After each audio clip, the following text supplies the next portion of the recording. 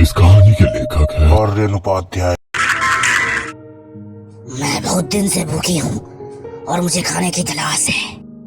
मुझे घर पहुंचना बहुत जरूरी है और मेरी माँ बहुत बीमार है और अगर मैं नहीं पहुंचा वहाँ तो मेरी माँ को कुछ हो सकता है। प्लीज मुझे छोड़ दो, प्लीज प्लीज छोड़ दो, छोड़ दो। चुड़ैल भ्रमित हो जाती है। रोना बंद कर।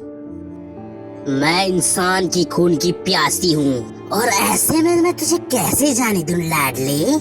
अगर तुम्हें छोड़ देती हूँ तो मेरी भूख कौन मिटाएगा? हाँ, प्लीज मुझे जाने दो। मैं अपनी माँ से मिलने के बाद यहाँ वापस जरूर आऊंगा, मैं वादा करता हूँ। चुड़ैल के नाखून बढ़ने लगते हैं और जैसे ही वह विनय के शरीर में नाखून गड़ाने वाली थी, प्लीज मुझे जाने दो, प्लीज मुझे छोड़ दो, प्लीज यार छोड़ दो। और अंत में चुड़ैल उसे जिंदा छोड़ने के लिए राजी हो जाती है। ठीक है, जाओ तुम अपनी माँ से मिलो और यहाँ वापस जरूर आना।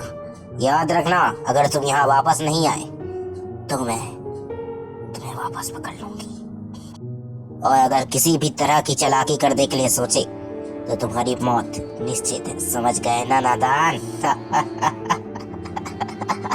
इतना कहने के बाद डायन वहाँ से गायब हो जाती है और विनय तेजी से वहाँ से भागने लगता है। तभी उसे पीछे हॉर्न की तेज आवाज सुनाई देती है और वह पीछे आ रही बस में चढ़ जाता है। उसे देखकर कंडक्टर को सारी बात समझ में आ गई।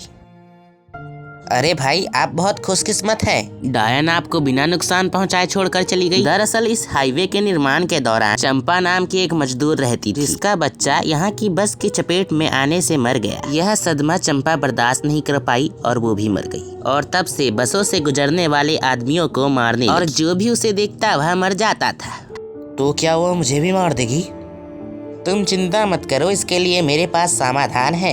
कंडक्टर उसे एक लॉकेट देते हुए कहता है कि इस लॉकेट को अपने पास रख लो। यह लॉकेट जब तक तुम्हारे पास है तब तक वह तुम्हारा कुछ नहीं बिगाड़ पाएगा। और दूसरी बात, उस चुड़ैल को मारने के लिए तुम्हें उसकी बाल जलानी होगी। यह काम निश्चित रूप से कठिन है, लेकिन आपको यह करना होगा।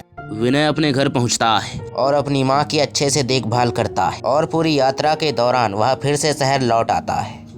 विनय उसी जगह पहुंच जाता है और डायन का इंतजार करने लगता है। तभी एक जोर की चीख सुनाई देती है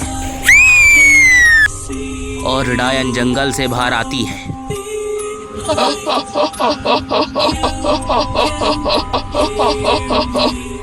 क्यों? जो कहता है वो करता है। मैं लंबे समय से तेरी पति इच्छा कर रही हूँ और आज तो तू जिंदा बच के जाने वाला नहीं है। जैसा कि मैं वादा किया था वैसे मैं आया हूँ, परंतु मैं मरने के लिए नहीं बल्कि आपको मारने के लिए आया। अच्छा, तो तू मुझे मारेगा? यह कहकर चुड़ैल ने विनय के ऊपर हमला कर दिया।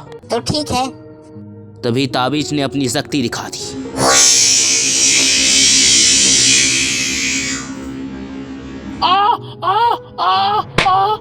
तभी चुड़ैल का बाल विनय तोड़कर जला देता है।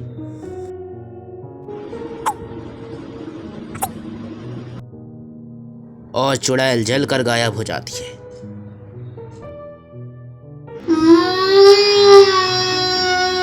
कुछ देर बाद हाईवे पर एक कार आती है और विनय उसे रोकने को। ड्राइवर के पास भी वही लॉकेट था जो विनय के पास था। ओ हेलो भाई, क्या तुम मुझे बस स्टैंड तक छोड़ सकते हो?